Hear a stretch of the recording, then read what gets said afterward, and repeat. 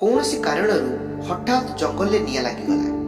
ସେହି ଜଙ୍ଗଲ ପାଖରେ ବାସ କରୁଥିବା ଗାଁର ଲୋକମାନେ ନିଆଁ ଲିଭେଇବା ପାଇଁ ଦୌଡ଼ିଲେ। କାହା ହାତରେ ବକେଟ ଥିଲା ତ କିଏ ଗରା ଧରିଥିଲା। ଗାଁ ଲୋକମାନେ ପାଖରେ ଥିବା ଏକ ନଦୀରୁ ପାଣି ଆଣି ନିଆଁକୁ ଲିଭେଇବା ପାଇଁ ଚେଷ୍ଟା କରୁଥିଲେ। ସେହି ସମୟରେ ଗାଁ ଲୋକମାନେ ଦେଖିଲେ ଏକ ଅଜବ ଦୃଶ୍ୟ। ସେମାନେ ଦେଖିଲେ ଗୋଟିଏ ଚଢ଼େଇ, ସିଏ ବି ସେହି ନଦୀ ଜଳରେ ବୁଡ଼ି ଯାଉଥାଏ, ଉଡ଼ି ଆସି ନିଆଁ ଉପରେ ଡେଣା ମେଲେଇ ପାଣିକୁ ଝାଡ଼ି ଦେଉଥାଏ। ପୁନର୍ବାର ପାଣିରେ ବୁଡ଼ି ଯାଉଥାଏ, ପୁଣି ଆସି ନିଆଁରେ ପାଣି ଝାଡ଼ି ଦେଉଥାଏ। ଗାଁ ଲୋକମାନେ ଚଢ଼େଇଟିର ଏପରି କାର୍ଯ୍ୟ ଦେଖି ଆଶ୍ଚର୍ଯ୍ୟ ହେଲେ, ଆଉ ଚଢ଼େଇଟିକୁ ପଚାରିଲେ, ଆମେ ବାଲ୍ଟି ବାଲ୍ଟି ପାଣି ନେଇ ନିଆଁରେ ଢାଳୁଛୁ, ନିଆଁ ଲିଭୁନି, ଆଉ ତୋର ଏଇ କେଇ ବୁନ୍ଦା ପାଣିରେ କ'ଣ ନିଆଁ ଲିଭିଯିବ?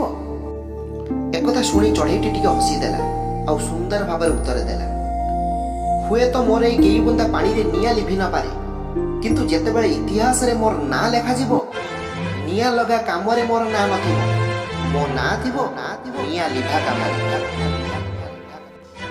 କେବଳ ନିଜେ ଖାଇବା, ନିଜେ ବଞ୍ଚିବା, ମୋ ଘର, ମୋ ଝିଅ, ଏହାକୁ ଜୀବନ କୁହାଯାଏନି ବନ୍ଧୁ। ଜୀବନ ସେତେବେଳେ ସାର୍ଥକ ହେବ ଯଦି ଆଉ କାହା ଜୀବନରେ ତାର ଆବଶ୍ୟକ ସମୟରେ କାମରେ ଆସିପାରୁଛନ୍ତି।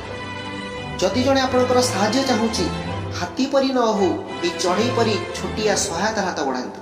ଯେତେବେଳେ ଆପଣଙ୍କର ଟିକିଏ ସହାୟତା ପାଇଁ ଯଦି ଆଉ କାହା ଓଠରେ ଖୁସି ଆସିଯାଉଛି, ଦେଖିବେ ସେଦିନ ଆପଣଙ୍କର ଆଖିରେ ଥିବ ଖୁସିର ଲୁହ, ଆଉ ଆପଣଙ୍କର ଅନ୍ତରାତ୍ମା କହୁଥିବ, ଏଇ ତ ଜୀବନ, ଏଇ ତ ଜୀବନ, ଏଇ ତ ଜୀବନ।